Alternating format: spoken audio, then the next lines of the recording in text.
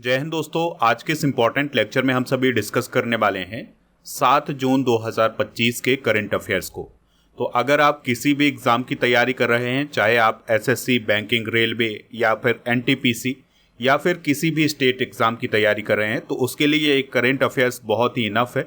आप इसको लास्ट तक देखिएगा। लास्ट में आपसे क्वेश्चन पूछा जाएगा जिसका आंसर आपको कमेंट बॉक्स में बताना है। तो पहला और इम्पॉर्टेंट क्वेश्चन है, पीएम मोदी ने कहाँ चिनाब ब्रिज का उद्घाटन किया है? आंसर हो जाएगा जम्मू कश्मीर में। ये क्वेश्चन काफ़ी इंपॉर्टेंट है। ये क्वेश्चन आपके एग्जाम में भी पूछा जा सकता है, तो इसलिए इससे रिलेटेड जितने भी इंपॉर्टेंट फैक्ट हों उन सभी को नोट करते जाएं। तो प्रधानमंत्री मोदी जी के द्वारा 6 जून 2025 को जम्मू कश्मीर में चिनाब नदी पर बने दुनिया के सबसे ऊंचे रेलवे आर्च पुल यानी चिनाब ब्रिज का उद्घाटन किया है। तो आप क्या याद रखेंगे कि जो चिनाब ब्रिज है ये चिनाब नदी पर बना हुआ है और ये दुनिया का सबसे ऊंचा रेलवे आर्च ब्रिज है। दोस्तों, प्रधानमंत्री मोदी जी ने इस ब्रिज के उद्घाटन के साथ साथ 2 वंदे भारत एक्सप्रेस ट्रेनों को भी हरी झंडी दिखाई है।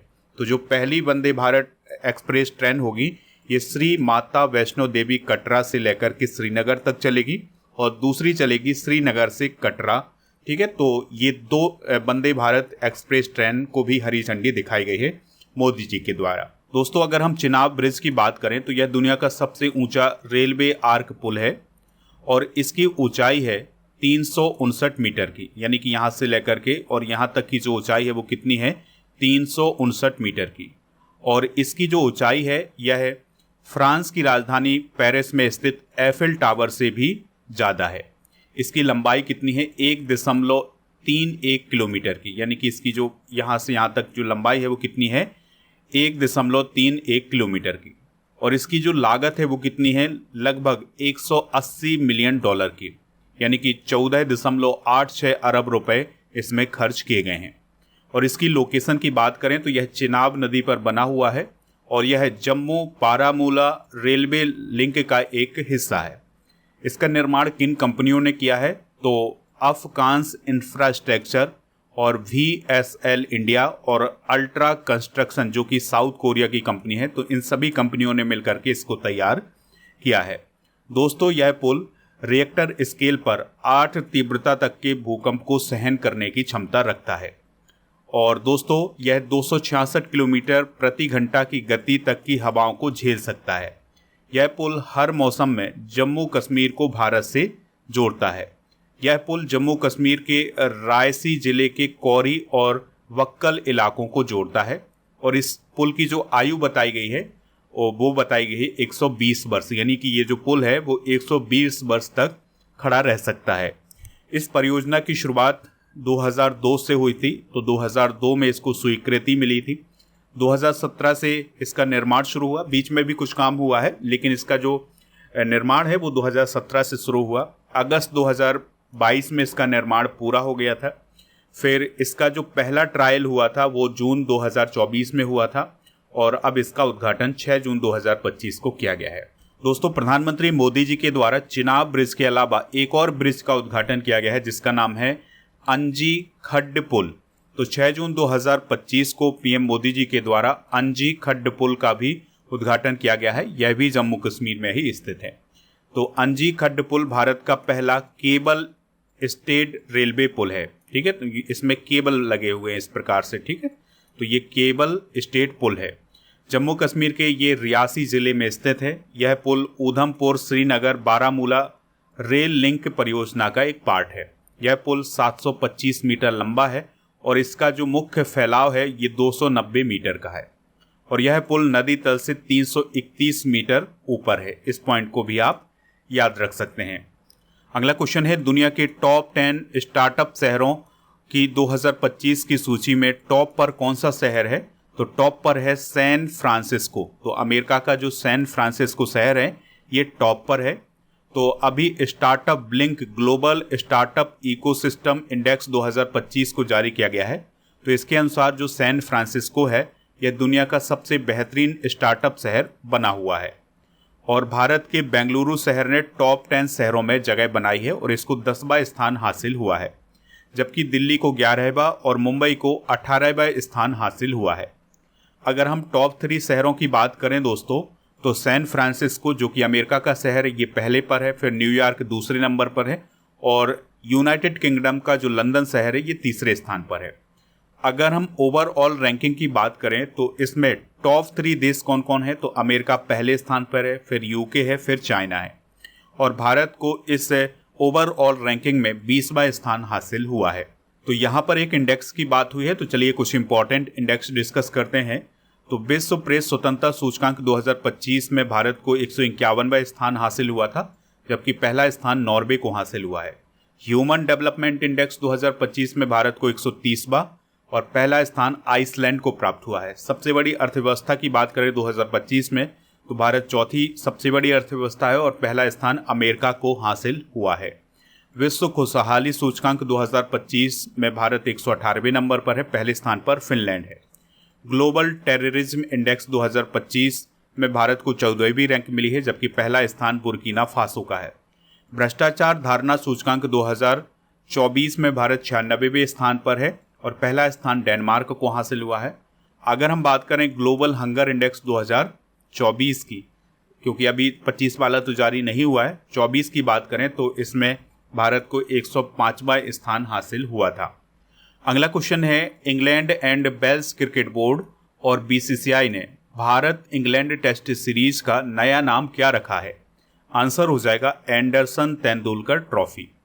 तो देखिए दोस्तों, भारत और इंग्लैंड के बीच में जो टेस्ट सीरीज होने जा रही है अभी इसी साल इसी महीने में होगी, तो उसका नया नाम क्या होगा? Anderson Tendulkar trophy.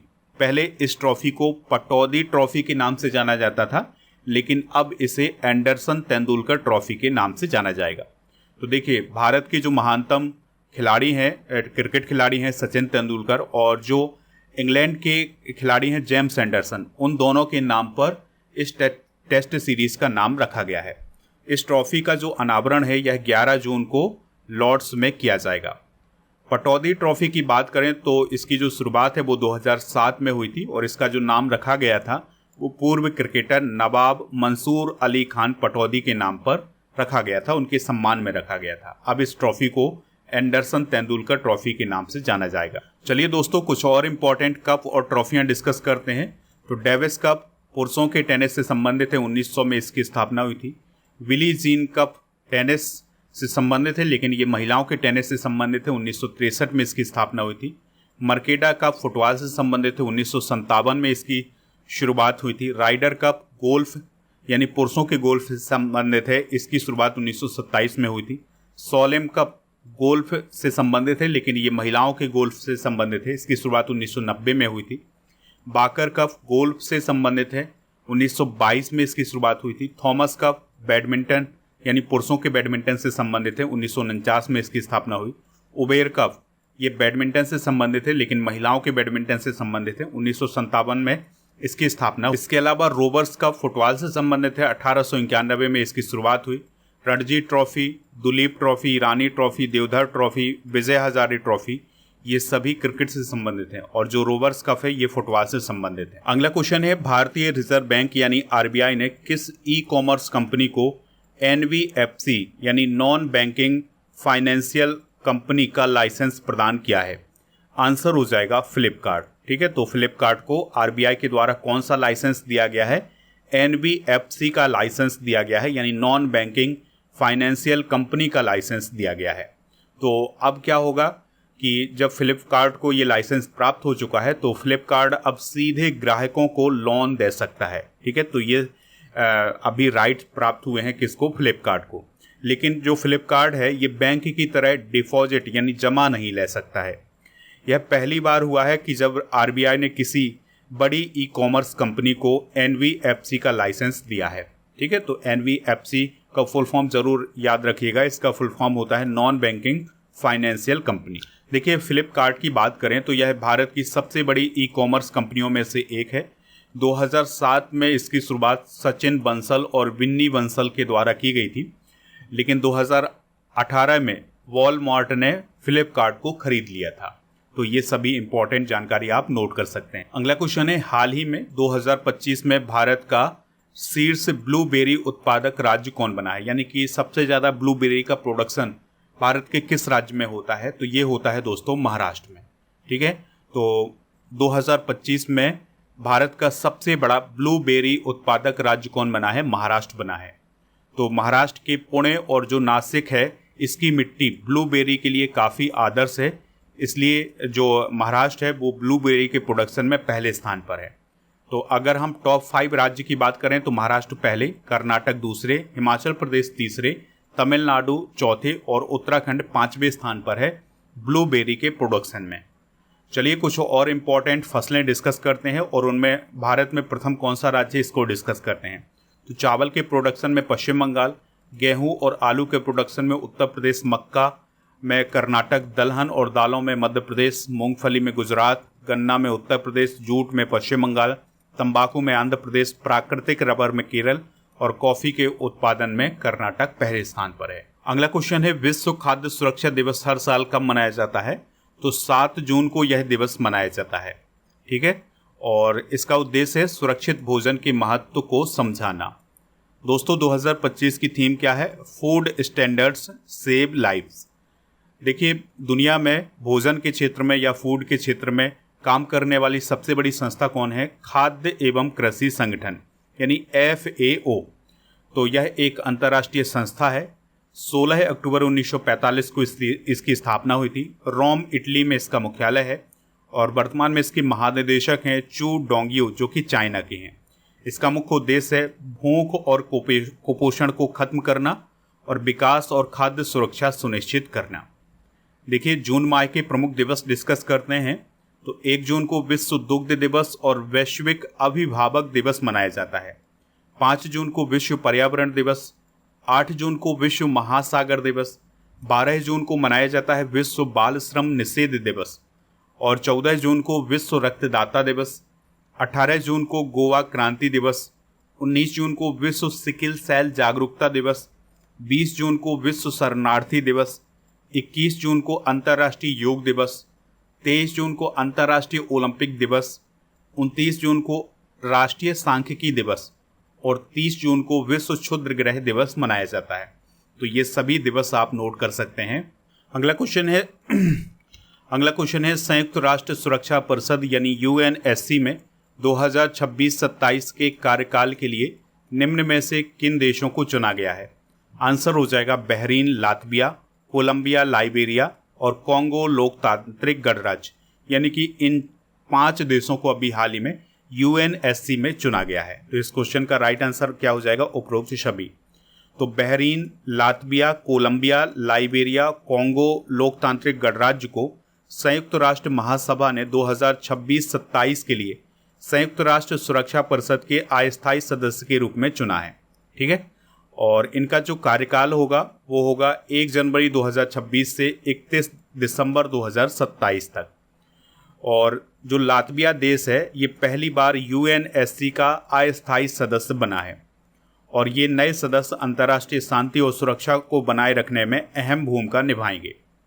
देखिए, यहाँ पर बात हुई है संयुक्त राष्ट्र सुरक्षा परिषद की। तो जो संयुक्त राष्ट्र होता है उसके जो 6 प्रमुख अंग होते हैं उनमें से एक अंग होता है संयुक्त राष्ट्र सुरक्षा परिषद। ठीक है, तो इसका उद्देश्य होता है वैश्विक शांति और सुरक्षा बनाए रखना। इसका हेडक्वार्टर कहाँ है? न्यूयॉर्क, अमेरिका में। इसके मेंबर हैं 15। तो जो 15 मेंबर हैं उसमें से 5 स्थायी हैं और 10 अस्थायी हैं। तो जो स्थायी सदस्य हैं वो कौन कौन हैं? अमेरिका, रसिया, चाइना, फ्रांस और ब्रिटेन। इनके पास वीटो पावर है। अस्थायी सदस्य 10 होते हैं और हर साल 5 नए सदस्य चुने जाते हैं जिनका कार्यकाल 2 साल का होता है। तो 5 जो सदस्य चुने जाते हैं उनमें से अभी जो 5 सदस्य हैं ये इनकी ही। अगला क्वेश्चन है, भारत के पहले परिवर्तनीय गति पंप स्टोरेज प्लांट का संचालन किस राज्य में शुरू हुआ है? आंसर हो जाएगा उत्तराखंड में। तो दोस्तों THDC इंडिया लिमिटेड ने टिहरी उत्तराखंड में भारत के पहले परिवर्तनीय गति पंप स्टोरेज प्लांट की 250 मेगावाट की पहली यूनिट का सफल संचालन शुरू किया है। देखिए, जो परिवर्तनीय गति पंप स्टोरेज प्लांट है इसका मतलब क्या होता है? तो यहाँ पर बिजली को स्टोर कर लिया जाता है और ज़रूरत पड़ने पर इस बिजली की यहाँ से सप्लाई की जाती है। ठीक है, तो इसी प्रकार का प्लांट लगाया गया है टिहरी उत्तराखंड में। तो दोस्तों इसकी जो कुल क्षमता है, यानी कि ये जो पूरा प्लांट बनाया गया है, इसकी कुल क्षमता है 1000 मेगावाट की, और इसकी जो पहली यूनिट है वो 250 मेगावाट की है। इसी को अभी हाल ही में शुरू किया गया है। ठीक है, और ये बनाया कहाँ गया है? Tehri hydro power complex Uttarakhand में। इस पॉइंट को आप ज़रूर याद रख लें।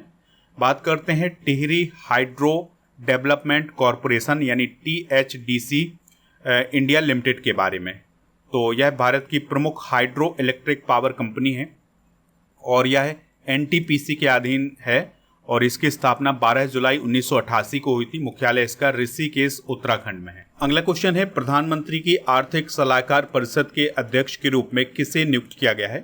तो S महेंद्र देव को नियुक्त किया गया है।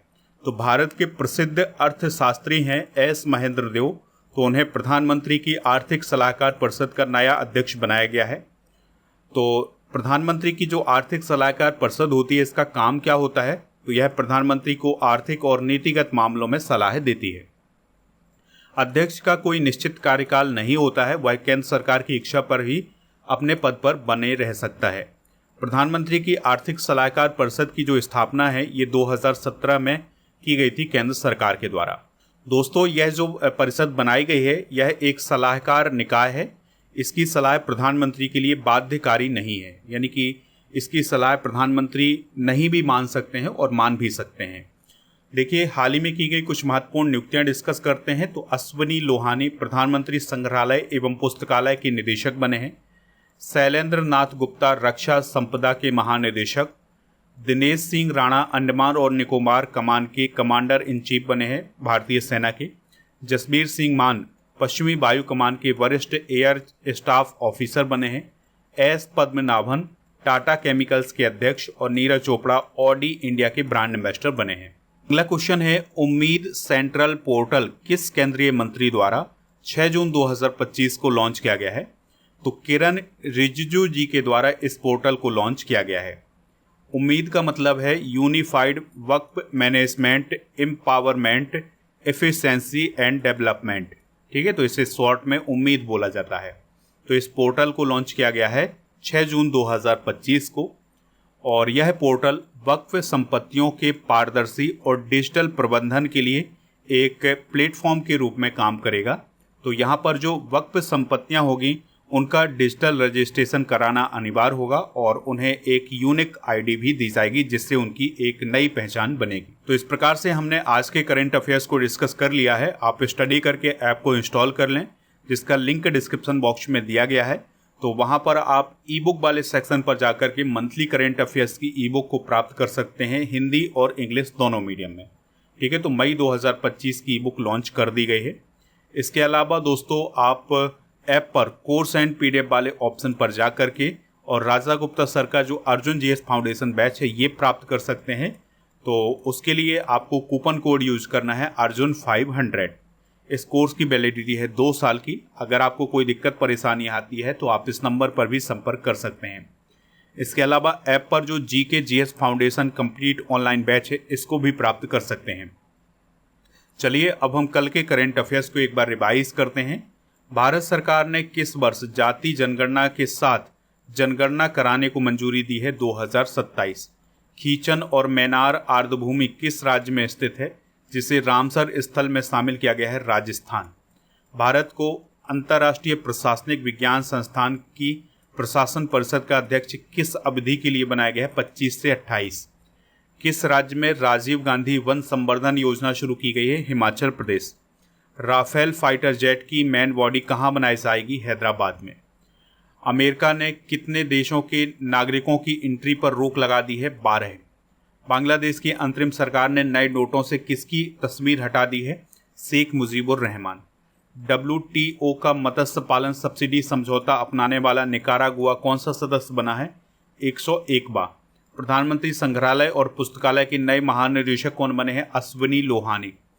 किस राज्य सरकार ने विश्व पर्यावरण दिवस 2025 पर वंदे गंगा जल संरक्षण अभियान शुरू किया है? राजस्थान। आज के जनरल नॉलेज के पिटारे में हम पोषक तत्वों की कमी से होने वाली बीमारियां डिस्कस करेंगे, जैसे रतौंधी vitamin A, beri vitamin B, scurvy. दोस्तों आज के जनरल नॉलेज के पिटारे में हम पोषक तत्वों की कमी से होने वाली बीमारियां डिस्कस करेंगे, जैसे रतौंधी होती है विटामिन ए की कमी से, बेरी vitamin B, scurvy vitamin C, rickets vitamin D, बांझपन विटामिन ई और खून के थक्का बनने में रुकावट विटामिन के। दोस्तों जो एनीमिया होता है यह आयरन की कमी से होता है, और ऑस्टियोपोरोसिस कैल्शियम की कमी से, घेंगा आयोडीन की कमी से और क्वासियोरकार प्रोटीन की कमी से होता है। दोस्तों आज आपके लिए क्वेश्चन है, पीएम मोदी ने कहाँ चिनाब ब्रिज का उद्घाटन किया है? जो भी इसका राइट आंसर हो कमेंट बॉक्स में आप हमें ज़रूर बताएं, और स्टडी करके ऐप पर ई बुक वाले सेक्शन पर जाकर के मंथली करंट अफेयर्स की ई बुक और 13 महीने के करंट अफेयर्स और 1800 करंट अफेयर्स के MCQs की ई बुक प्राप्त कर सकते हैं। इसके अलावा ऐप पर आपको 2025 की मंथली करंट अफेयर्स की ई बुक का पैकेज मिल जाएगा, तो उसके लिए कूपन कोड यूज करें पैकेज 100, ठीक है। और 2024 की जो ई बुक है वो भी आपको इसी कूपन कोड के साथ मिल जाएगी। टेलीग्राम चैनल को ज्वाइन कर लें जिसका नाम है स्टडी कर ऑफिशियल, और दोस्तों ऐप पर आपको ये सभी ई बुक मिल जाएंगी हिंदी इंग्लिश दोनों मीडियम में। 1000 स्टैटिक जीके की PDF और 1000 टॉपिक वाइज करंट अफेयर्स की PDF भी आपको वहाँ पर मिल जाएंगी। तो ये सभी ई बुक आप प्राप्त कर सकते हैं। टेस्ट पास वाले ऑप्शन पर जाकर के डेली करंट अफेयर्स का टेस्ट भी दे सकते हैं। इसके अलावा टेस्ट पास वाले ऑप्शन पर आपको 4000 से अधिक टेस्ट मिलेंगे 1 वर्ष की वैलिडिटी के साथ।